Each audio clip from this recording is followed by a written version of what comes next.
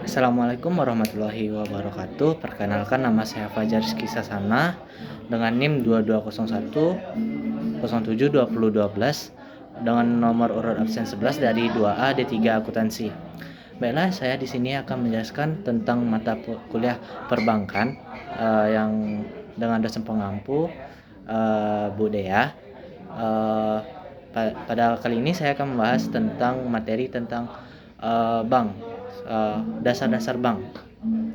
Itu mulai dari pengertian. Bank adalah badan usaha yang menghimpun dana dari masyarakat dalam bentuk simpanan dan menyalurkannya kembali kepada masyarakat dalam bentuk kredit atau sebagainya, atau bentuk lainnya dalam rangka meningkatkan kesejahteraan masyarakat, meningkatkan taraf hidup masyarakat atau rakyat.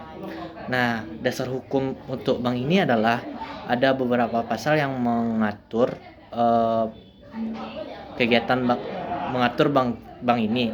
Yang pertama yaitu pasal 5 ayat 1, yang kedua pasal 20 ayat 1, yang kedua pasal 23 dan pasal 33 Undang-Undang Dasar 1945.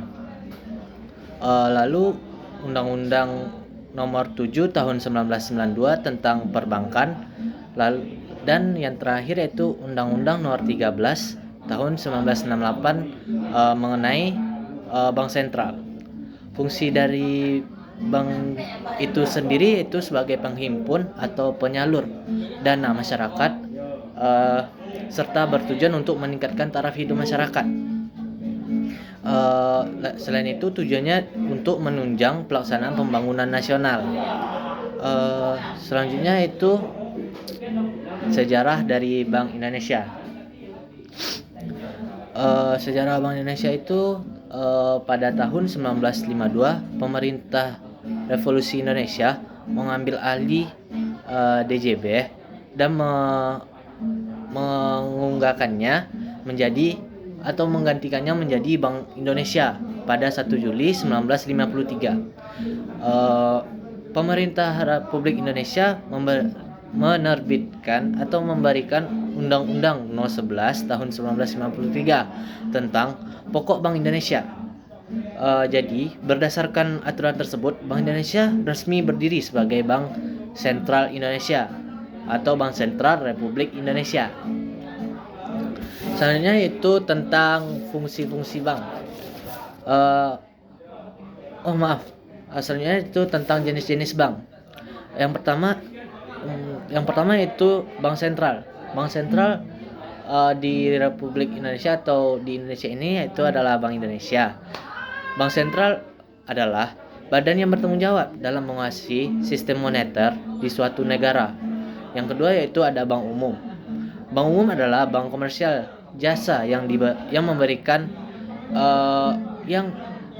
yang bersifat umum. Contohnya Bank Mandiri, Bank BCA, Bank BRI, BNI dan lain sebagainya. Yang ketiga itu bank pengkreditan umum. Bank pengkreditan masyarakat atau rakyat.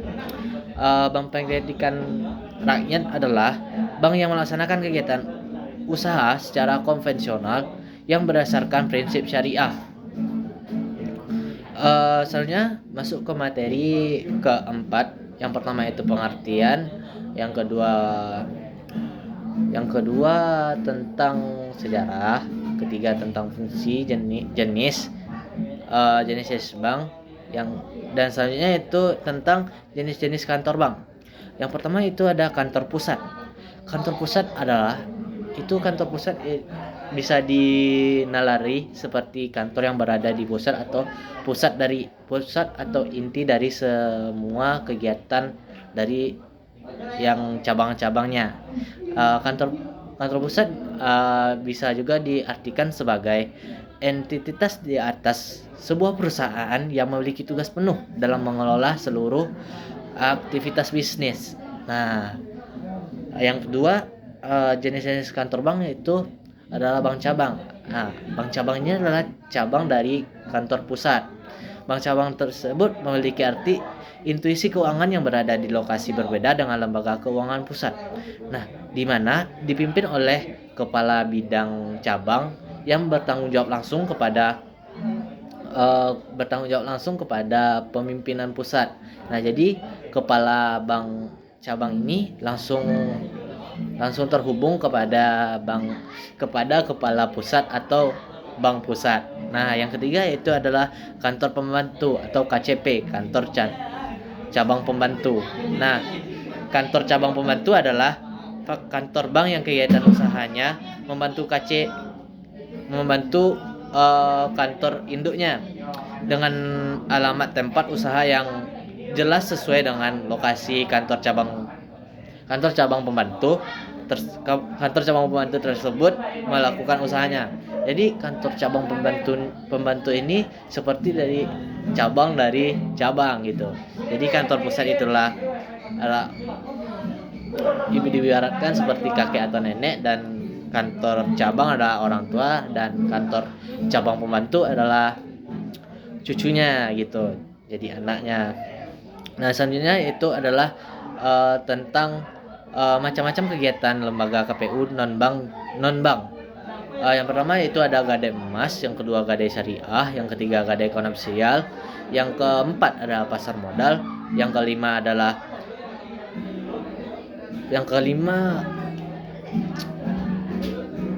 pasar uang, dan yang keenam adalah koperasi simpan pinjam. Nah, selanjutnya itu adalah penjelasan tentang lembaga keuangan bank memiliki kemampuan dalam berbagai bentuk dan kegiatan utama pada bidang bank. Ya, dan non bank adalah hanya dapat melakukan salah satu kegiatan keuangan. Nah, itulah materi tentang materi dasar-dasar perbankan.